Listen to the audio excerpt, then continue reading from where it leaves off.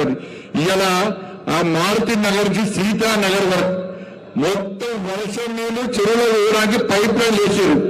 Pipe లైన్లకి వెళ్ళి చెరువులో నీళ్లు మొత్తం రోడ్డుకి వస్తాయి, డ్రైనేజ్ అన్ని మునిగితే పైకి వస్తాయి. ఇలా పోర్లు ఉన్నాయి కానీ లైట్ రావు, నల్లాలు ఉన్నాయి బిల్లు వసూలు చేస్తారు, నల్లాల నీళ్లు రావు. వస్తాయా నీళ్లు? బిల్లులు మాత్రం బిల్లులు పొట్టు బిల్లు వస్తాయి. ఇలా గల్లీలన్నీ చిన్నగా ఉన్నాయి. ఆర్టీసీ బస్సు వస్తాయా? ఆర్టీసీ బస్సులు రావు. ఇలా మీకు పెన్షన్లు రావు, ఏం రావు. ఇక నేను టీఆర్ఎస్ వచ్చిన ట్విట్టర్ తిండు కేసీఆర్ కొడుకొచ్చాడు. నెంబర్ పట్ట భాష నెంబర్ చోరు నెంబర్ వచ్చే పెద్ద పెద్ద డీజిల్ పెట్టి హైడ్రా హైడ్రా హైడ్రా అన్ని వేసేటి అన్ని పెట్టి ఇట్లా ఏడతారు. ఇట్లా యాక్టింగ్ అది నటించారు, జీవిస్తారు. ఇక సినిమా డైరెక్టర్లు పెట్టుకోండి మధ్య ఏది జనతా గ్యారేజ్ అట్ట కేసీఆర్ సార్ ఏమంటుందంటే మా కేసీఆర్ మళ్ళా 3 సంవత్సరాలకు బయటికి వస్తాడు, మళ్ళా ముఖ్యమంత్రి కేసీఆర్ అవుతాడట. అక్క వర్షం పడ్డప్పుడు కేసీఆర్ వచ్చిందా? పేరు మీకు వరదలు వస్తే కేసీఆర్ వచ్చిందా? మీకు పెన్షన్ లేకుండా కేసీఆర్ వచ్చిందా? మీకు లైట్ రాకుండా కేసీఆర్ వచ్చిందా? మీకు బియ్యం ఇవ్వకుండా కేసీఆర్ వచ్చిందా? మీ కోవిడ్ అప్పుడు కేసీఆర్ వచ్చిందా? రాడట్లో మంచి ఫామ్లో తాయి పడ్డాడట, మంచి ఫామ్లో తాయి పడ్డాడట. మళ్ళా 3 సంవత్సరాలు కేసీఆర్ కత్తోటి చెప్తారు, తుపాకి చెప్తారట. ఇక ఇది కేసీఆర్ సార్ గంట పిచ్చోళం అక్క. ప్రజలు కష్టాలప్పుడు రావాలి. 10 సంవత్సరాలు ఇలా బీఆర్ఎస్ తోడు మనల్ని పాలించి మీరు ఓట్లు గుద్దురు కాడగొట్టు మీద గుద్దుతే ఏమైంది? 10 సంవత్సరాలు వాళ్ళు పాలించినప్పుడు వాళ్ళు సమస్యలు పరిష్కరిస్తే మేము ఇలా వచ్చి గిన్ని సమస్యలు చెప్పలేమా? 10 సంవత్సరాలు వాళ్ళు ఏం చేయలే, 10 సంవత్సరాలు ఏం చేయలే. మళ్ళీ 10 సంవత్సరాలు వచ్చి మళ్ళీ ఓట్లేమని అడుగుతున్నారు. ఈ కాంగ్రెస్ వాడు అన్ని స్కామ్ల బీఆర్ఎస్ పొట్టు సంపాదించాక నేను చెప్తున్నాను. ఇక కేసీఆర్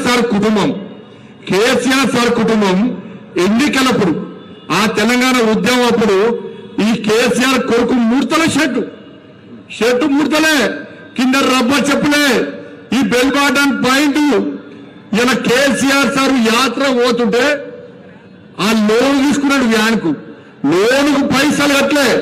బ్యాంక్ కూడా వచ్చి గల్ల పట్టి కేసీఆర్ కింద నొక్కి ఎన్నారబాయ్ పైసలు అంటే పైసలు కట్టకుండా వికెట్. ఆయన తీసుకున్న కారు కూడా లోన్ కట్టలే, బ్యాంకు వచ్చి గుంజుకపోయారు. 6 రోజులు లోన్లు కట్టడానికే పైసలు లేవా? నీ కొడుకు ముడతలు షర్ట్ వేసుకొని తిరిగే, రబ్బర్ చెప్పులు వేసుకొని తిరిగే. ఇలా గిన్ని వేల కోట్ల రూపాయలు ఎక్కడి నుంచి వచ్చినాక పైసలు? కాళేశ్వరం పేరు మీద 1,00,000 కోట్లు చంపే గొర్రెల స్కామే, బర్రెల స్కామే, చేపల స్కామే, డ్రగ్స్ కేసే.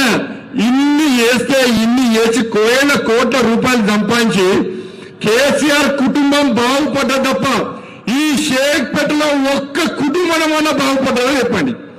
మనం పేదోళ్ళకే ఉంటున్నాం, మనం బికారిగాళ్ళకే ఉంటున్నాం. కానీ కేసీఆర్ కుటుంబం మాత్రం ఇలా లక్షల కోట్లు సంపాదించి దోసుకొని ఇలా మళ్ళా ఓట్లడానికి వస్తే ఇలా ఎట్లా ఓట్లేస్తారక్క ఒక్కసారి ఆలోచనక్క. పెద్ద చీజీలు పెట్టి పడుతున్నారు కేసీఆర్ కొడుకు.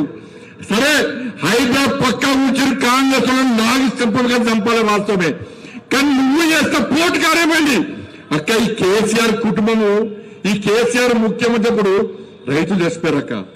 కానీ కేసీఆర్ వల్లే నేను పోయినాక రైతులు చేసిపోతే పిల్లలు ఉద్యోగాలు పెద్ద డిగ్రీలు చదివి వాళ్ళ ఇంట్లో వాళ్ళ అమ్మా నాన్న కూలి పని చేస్తారు. ఇక కూలి పని చేసి నా బిడ్డను నా కొడుకును కలెక్టర్ చేయాలి, డాక్టర్ చేయాలి, ఐఏఎస్ చేయాలి, ఐపీఎస్ చేయాలని చెప్పి ఇంత తిండికి లేకుండా హైదరాబాద్ పంపించి అప్పో చేసి కోచింగ్ ఇప్పించి ఇలా చేస్తే కేసీఆర్ ఒక్క ఉద్యోగం లెక్క ఇలా ఆత్మహత్యలు చేసుకున్న పిల్లలు శవాలు మోసినా, నేను నిరుద్యోగుల శవాలు మోసన్నా, ఉద్యోగులు ఆత్మహత్య చేసుకునే శవాలు మోసినామన్నా, నిరుద్యోగులు ఆత్మహత్య చేసుకునే శవాలు మోస్తామన్నా, ఆడలు ఆత్మహత్య చేసుకునే శవాలు మోస్తామన్నా. అన్ని శవాలు కేసీఆర్ పాలనలో మోస్తామన్నా మేము. కానీ కేసీఆర్ కుటుంబంలో ఎవ్వరు కాలేనాడు. అయ్య ముఖ్యమంత్రి, కొడుకు మంత్రి, బిడ్డ ఎమ్మెల్సీ, అల్లుడు మంత్రి, వాళ్ళ అన్న కొడుకు ఆయన ఎంపీ, కానీ తెలంగాణ 10 సంవత్సరాల ఒక్క ఉద్యమం కేసీఆర్ అనే 100 మంది శిక్షపడక కేసీఆర్ పాలన ఇవాళ పోటుగా వచ్చి పెద్ద పెద్ద సీడీలు పెట్టి హైడ్రా హైడ్రా హైడ్రా అని చెప్పి చూపుతున్నాడు. హైడ్రా పాపం కాంగ్రెస్ కు పక్కా కూడా తగ్గుతారు కూడా. ఇలా కాంగ్రెస్ లో హైడ్రా పెట్టి చూపుతున్నారు. ఇవాళ ఎన్నికలప్పుడు ఏం చేశారు మీరు? కేసీఆర్ మీద కోపంతో అందరూ కాంగ్రెస్ పార్టీకి ఓటేశారు. కాంగ్రెస్ పార్టీకి ఎందుకు ఓటేశారు? ఇలా 6 గ్యారెంటీలు తులం బంగారం ఇస్తారు. ఇచ్చిందా ఎవరికైనా? 2,500 రూపాయలు మహిళలకు ఇచ్చిందా? 4,000 రూపాయలు పెన్షన్లు ఇచ్చిందా? విద్యార్థులకు విద్యార్థి భరోసా కార్డు ఇచ్చిందా? ఉద్యోగాలు ఇచ్చిందా? రైతులకు రైతు భరోసా ఇచ్చిందా? ఇలా పెన్షన్దారులకు పెన్షన్ ఇచ్చిందా? ఇలా ఫీజు రియంబర్స్మెంట్ ఇచ్చిందా? ఆరోగ్యశ్రీ పైసలు ఇచ్చిందా? ఇలా ఏమి ఇలక లాస్ట్కు ఉచిత బస్సు అన్నాడు, బస్సు రాజ్యాలు పెంచాడు. ఇలా ఆటో డ్రైవర్ల బతుకులు మొత్తం బర్బాద్ చేసి పడేసి ఆటో డ్రైవర్ల బతుకులు. ఇలా ఇవన్నీ అడుగుతారని చెప్పి కాంగ్రెస్ వాళ్ళు మళ్ళీ ఏం చేసిండు? తురుకోలో ఓట్లు కావాలన్నట వాళ్ళకు. ఇలా హైదరాబాద్ ఎత్తాడు. రేవంత్ రెడ్డి సార్, కేటీఆర్, ఇలా నేను చెప్తున్నాను, మీరు నమ్మండక మమ్మల్ని నమ్మండి. ఇలా పేదల ఇళ్ల మీదకి హైడ్రా తీసుకొస్తున్నారు. పేదల ఇల్లు కూస్తున్నారు. హిందువుల ఇళ్ల మీదకి హైడ్రా తీసుకొస్తున్నారు. కూర్చున్న ఇళ్ళని హిందువులే, హైదరాబాద్ తో కూర్చున్న ఇళ్ళని హిందువులే. ఒక్కసారి మాకు ఓటేసి గెలిపించండక. హైడ్రా చెరువు కబ్జా చేసిన ఎంఐఎం పార్టీని ఫాతిమా కాలేజీలో పక్కా కూర్చేస్తాం, కూర్చి బద్దలు కొడతాం. ఫాతిమా కాలేజ్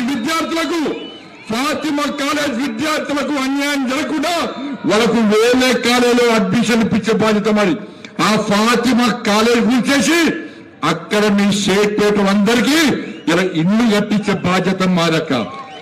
మీ అందరికీ ఇల్లు కావాలంటే అక్కడ 2,40,000 ఇల్లు ఇచ్చినాక మోడీ గారు మీ అందరికీ 2,40,000 ఇల్లు ఇస్తే 10 సంవత్సరాల కేసీఆర్ ఒక్క ఇల్లు ఇయ్యలే. ఇలా 2 సంవత్సరాల కాంగ్రెస్ పార్టీ వచ్చి ఒక్క ఇల్లు ఇయ్యలే. మరి మోడీ గారు ఇచ్చిన 2,40,000 ఇల్లు ఏడవేనే అక్క ఒక్కసారి ఆలోచించండి. మోడీ గారు ఇచ్చే బస్తీ దవాఖాన్ల పైసలు వీళ్ళే అని చెప్పుకుంటారు. మోడీ గారు ఇచ్చే పెన్షన్ పైసలు వీళ్ళే అని చెప్పుకుంటారు. మోడీ గారు ఇచ్చే బియ్యం పైసలు వీళ్ళే అని చెప్పుకుంటారు. మోడీ గారు ఇచ్చే అన్ని సంక్షేమ పథకాలు ఎలా అంతకుముందు కేసీఆర్ చెప్పినాడు, ఇప్పుడు రేవంత్ రెడ్డి చెప్పుకుంటున్నాక ఇది ఎంతవరకు కరెక్ట్ ఒక్కసారి ఆలోచనక. ఇలా జుబ్లీస్ లో గెలిస్తే మా కిషన్ రెడ్డి గారు ఢిల్లీ పోయి, సార్ ఈ షేక్పేటలో అత్యధిక ఓట్లు బీజేపీకి వద్దాయి సార్, దీపక్ రెడ్డిని గెలిపించింది సార్, ఈ షేక్పేటలో సమస్యల పరిష్కారానికి నాకు పైసలు ఇచ్చారని చెప్పి మా కిషన్ రెడ్డి సార్ లొల్లి పెట్టి పైసలు